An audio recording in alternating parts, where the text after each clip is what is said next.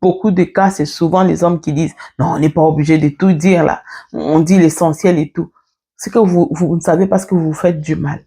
C'est important d'être vrai, d'être sincère envers vos parents. Le premier point. Donc, l'accord de principe qui vous lie, vous deux, les deux couples, c'est d'abord la sincérité qui doit provenir des filleuls par rapport à leurs parents. Le deuxième point, le plus important aussi, c'est l'humilité. Quand vous n'êtes pas humble, vous pensez que vous connaissez déjà, vous avez beaucoup d'informations. Je sors d'une famille où ma mère et mon père sont ensemble et tout. Je vais juste copier. Donc moi, c'est juste, ils nous accompagnent comme c'est la coutume. On répond juste à cette coutume-là. Et puis après, c'est bon, on n'a pas besoin erreur. Rassure-toi que tu fais preuve d'humilité. Si le Seigneur vous a conduit à ce couple-là, assurément ce couple-là a des choses à vous donner. Oublie un peu la petite connaissance que tu as. Parfois, ça peut être un pasteur. Tu es déjà pasteur, il arrive même que tu suis des couples et tout. Mais là, il s'agit de ton couple à toi. Même le médecin, il peut pas se soigner lui-même ou soigner son propre enfant. Il a besoin de l'aide d'un autre médecin.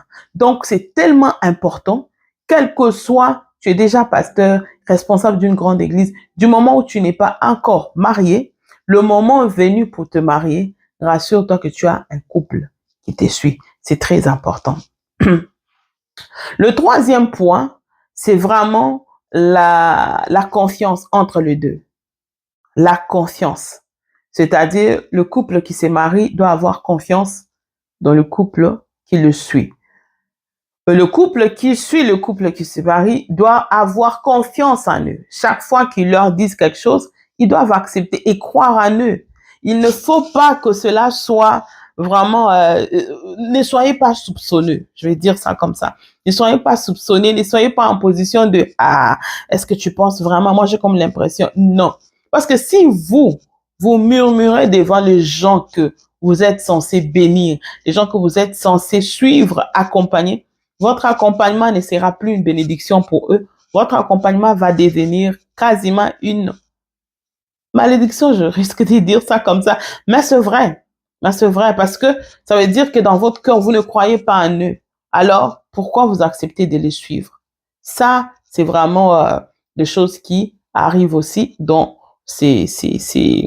dans ces programmes-là de, voilà, quasiment des mentorships. Alors, il y a la vérité. La vérité est souvent du côté des parents. Beaucoup de couples parents souffrent du fait que tu vois que dans mon filleul, il y a déjà une position de « je n'aime pas telle chose ». Moi, j'aime les choses comme ça. Du coup, le moment de donner les conseils, on enlève certaines choses ou alors on dilue un peu les choses ou la parole de Dieu pour faire plaisir parce qu'on s'est dit « Ah, lui, il n'aime pas. Si je lui dis ça, il ne sera pas d'accord. » Alors, la meilleure façon, c'est de ne pas lui dire ça directement. On va lui dire un peu indirectement et tout. Couple parent, s'il vous plaît, dites les choses telles qu'elles sont. Même s'il faut que vous puissiez rappeler à votre filleul que je sais que telle chose vous n'aimez pas. Mais par rapport à votre couple, par rapport à votre situation, vous devez faire ceci et cela. Donnez-leur de bons conseils. Donnez-leur les bons conseils basés sur la parole de Dieu. Même si ils ne acceptent pas, faites votre travail. Comme ça, le jour où eux, ils vont trouver des difficultés sur leur chemin liées aux décisions ou au refus d'accepter vos conseils, ils vont se souvenir que nous avons des bons parents. Mais si vous faites ça et que vous ne dites pas les choses telles qu'elles sont, il peut venir, oui, il peut avoir raison de dire, il fallait me dire des choses telles qu'elles étaient au lieu de tourner autour du pot parce que vous pensiez qu'en disant ça, je comprendrais, mais moi, je n'avais pas compris. C'est plus tard, quand je me retrouve dans la situation, que je me rends compte que, ah, c'est comme ça que parents étaient en train de dire ça, donc, c'est vraiment ça. Et là, la chose est déjà arrivée.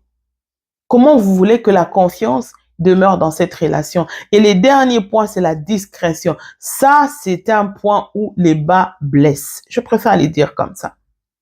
Je préfère les dire comme ça. On rencontre parfois certains couples blessés, brisés, à cause du fait que le parent a déballé toute leur vie. Les parents doivent être des tombeaux. Moi, j'aime dire ça. Quand on est serviteur de Dieu, nous sommes des tombeaux quand on sert Dieu. On est des tombeaux. Quand tu es un parrain, tu es déjà au service de Dieu. Tu es déjà au service de Dieu. En tout cas, je parle aux chrétiens. Tu es déjà parrain, ça veut dire que tu fais le travail du bon berger. Les bons bergers, je vais dire comment, diffamer ou calomnier ou peu importe, ne peut pas sortir avec le secret de sa brebis et amener ça ailleurs pour que les autres se moquent de lui. Non, ça se fait pas comme ça. Le bon berger, c'est celui qui protège. Tu as les informations sensibles de l'autre. Même si tu te rends compte que tout le monde est là, waouh, tout le monde est en train de l'acclamer, tout le monde dit que c'est un bon couple, mais toi, tu connais leurs faiblesses. Tu n'as pas besoin d'aller raconter aux gens, moi, je le connais. Ne les suivez pas. Ces couples-là, je le connais, je les suivis. Mais pourquoi tu fais ça? Qu'est-ce que tu vas gagner derrière ça? Mais rien. Et ça, c'est ce qui fait que beaucoup de personnes ont perdu la confiance chez les parents. Je reçois parfois des jeunes filles, des jeunes couples, des gens qui se battent. Tu sens vraiment que il est en train de